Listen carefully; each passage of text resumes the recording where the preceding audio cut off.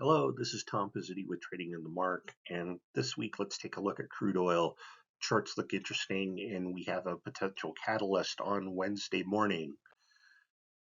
All right, start off with a weekly chart. What makes this interesting is that there is a possible composite cycle high this week. We see that we're up at the top of this longer term cycle. Also at the top of the adaptive CCI. This is the same sort of area that marked the high back in 2022.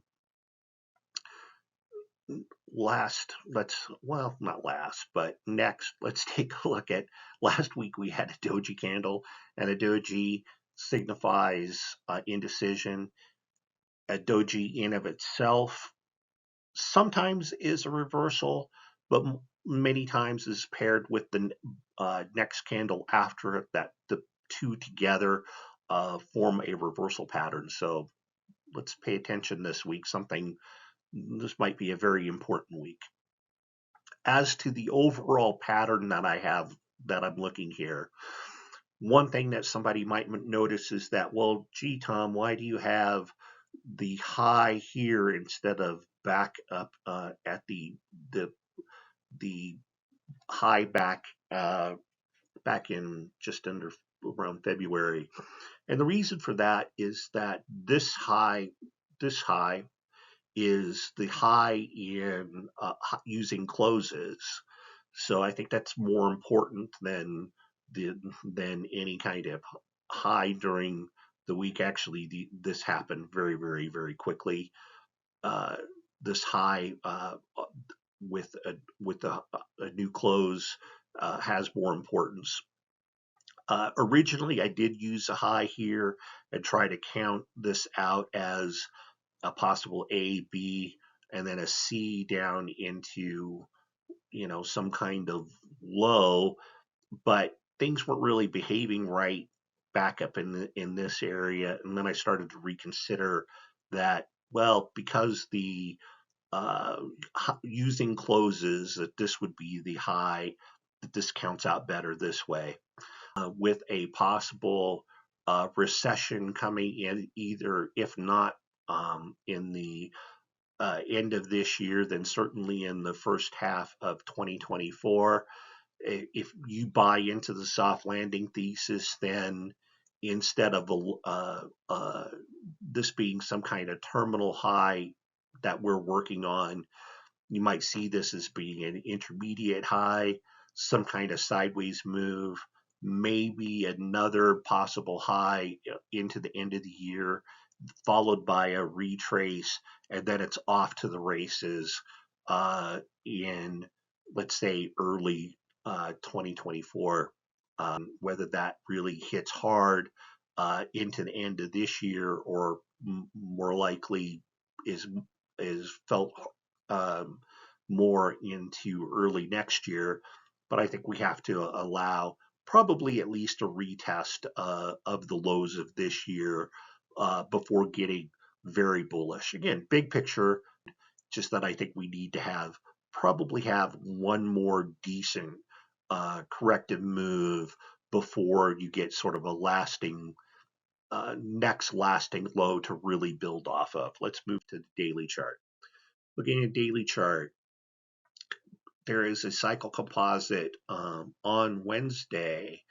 Makes it interesting to pay attention to here, and also that the wave count is reaching a terminus. It's really very close to having a full-fledged 5-wave count up from a fully developed wave count, 5 waves up from the low in June.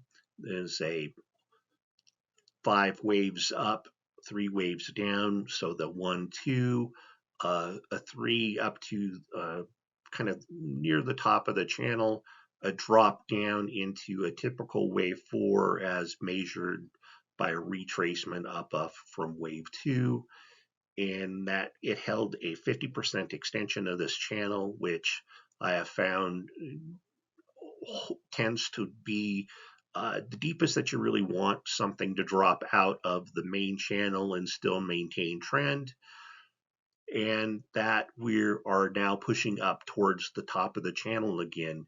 These targets are based off of wave 1 added to the bottom of wave 4, and a whole family of Fibonacci extension values. Interesting that 94.40 marked the high last week. The next number up above that in the same family is 93.70, so that is something to keep an eye on tomorrow or later in the week. Dropping down into an intraday chart to see if we can fine tune that even more. Same idea, a 5 late in a 5 count from the last fourth.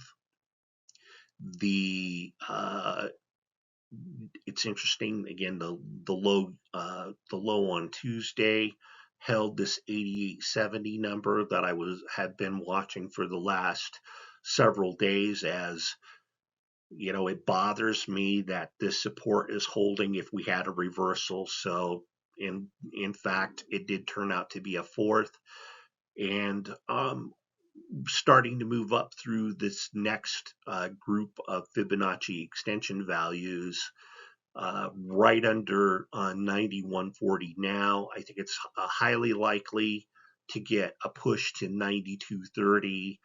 Whether or not it makes it all the way to 93.45, I'm not sure, but decent to watch for that.